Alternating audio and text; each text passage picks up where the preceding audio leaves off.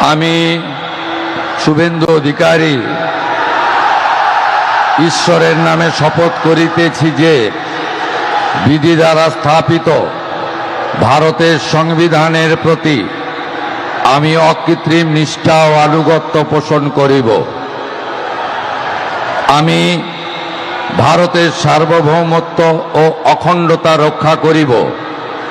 পশ্চিমবঙ্গ রাজ্যের মুখ্যমন্ত্রী রূপে আমার কর্তব্যসমূহ নিষ্ঠাপূর্বক এবং বিবেকসম্মতভাবে নির্বাহ করিব এবং ভয় বা পক্ষপাত প্রীতি বা বিদ্বেষ রহিত হইয়া সকল শ্রেণীর জনগণের প্রতি সংবিধান ও বিধি অনুসারে ন্যায় আচরণ করিব।